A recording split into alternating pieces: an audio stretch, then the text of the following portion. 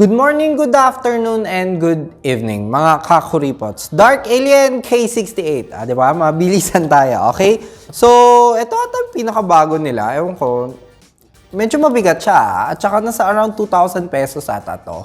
Ayan. So, yes, chinek ko. Oo, nasa 2,199 siya. So, yun. Medyo mahal lang talaga siya.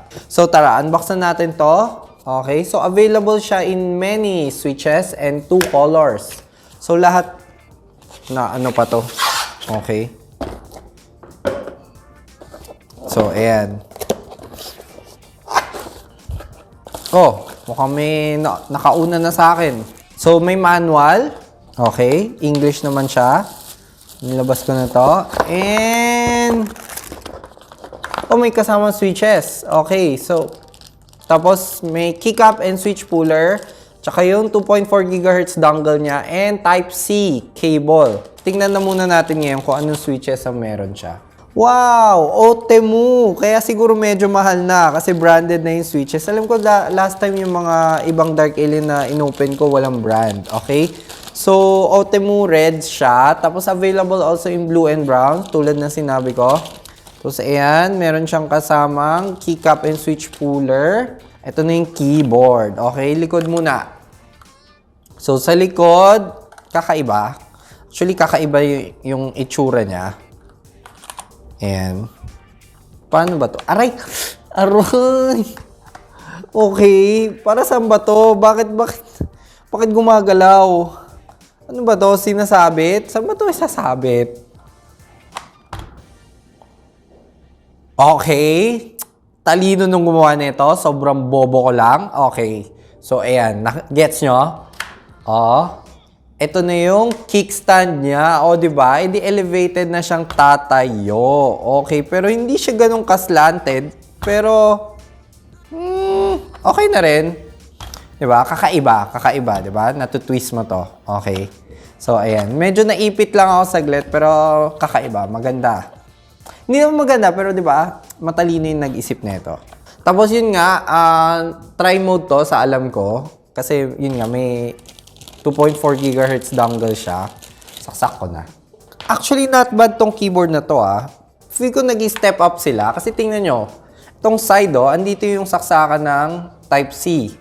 Tapos dito, makikita mo, ay ba't walang label?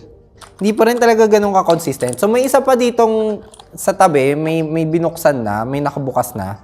Dito kasi may label. So, Mac and Windows. Pero dito sa isang binuksan ko, wala yung label, Mac and Windows. So, hindi pa talaga. Wait, may isa pa ako. So, ito black naman. Okay, so yung black meron rin. May label rin yung black. Siguro, dad lang to. Ewan ko. So, sana, hindi kayo malasin. Pero, not bad naman na. Pero maganda rin kasi yung writing talaga. So, ewan ko, kaya sinasabi ko nag-step up na. Actually, not bad siya kasi isipin mo pati sa Mac, gagana siya. Tapos may 3 Bluetooth na pwede mong i-connectan. 3 Bluetooth connections siya, matatandaan niya. So, usual na rin naman yun. Tapos yung Bluetooth, wired mode, at saka 2.4 GHz. So, nandito lang lahat yan. So, ayan. Ayan. So, ito yung pinagkaiba pag black. Ito yung white. So, red yung medyo niya, secondary color. Yung black, puro black lang talaga. So, kayo, ano ba mas trip nyo? Black or white? Comment down. Switches, so red, blue, and brown. Okay? So, most likely brown Otemu. Yes, Otemu to, yung blue.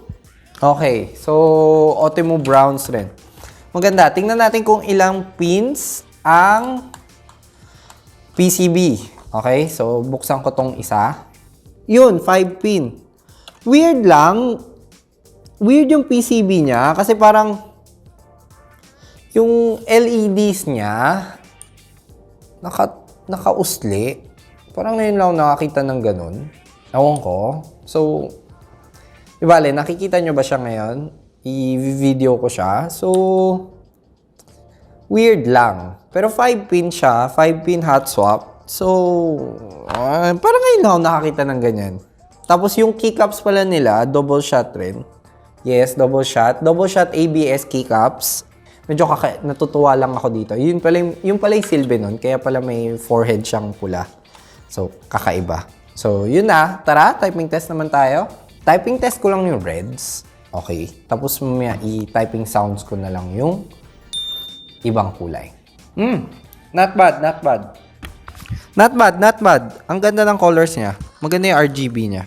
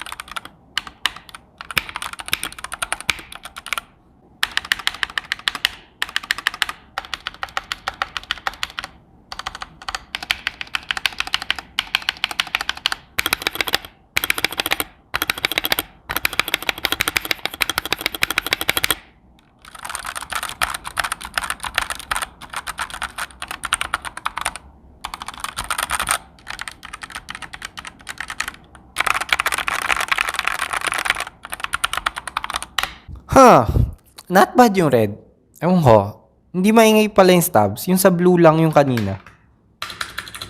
So hindi pala. So yung switch lang ata yun. Pero medyo kakaiba yung sounds nito.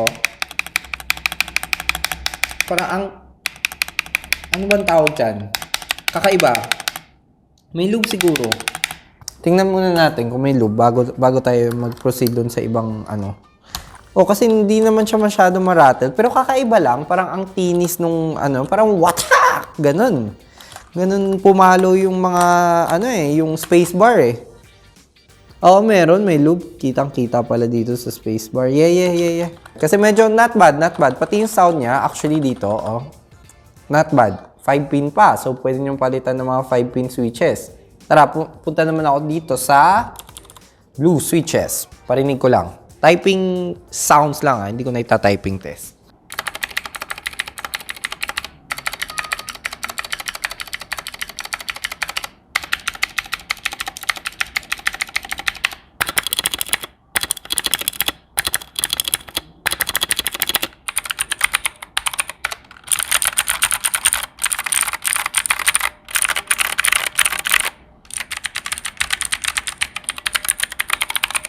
And lastly, sa brown switches naman.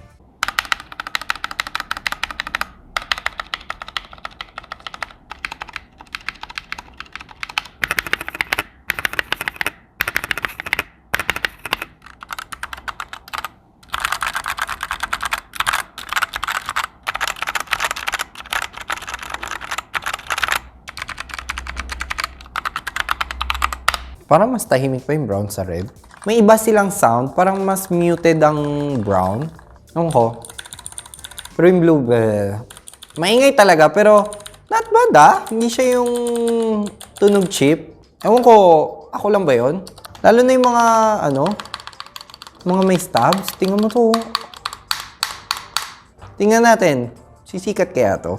Kasi try mode pa siya, di ba? So, pwede yan sa phone nyo. So, thank you to, to take time trade. Okay? To take time trade for sending me their Dark Alien K68. Okay? So like this video naman kung nakatulong ako sa pag-shopping nyo. And consider subscribing na lang to support the channel. Okay? So, and my other social medias na lang rin. And TikTok guys. TikTok. Okay? Pwede rin dyan. Okay? So, malapit na mag-Christmas, guys. Merry Christmas. Marami kayong budget. Sana natulungan ko kayo today. Okay? Sige na. Let's do this again next time. Bye-bye!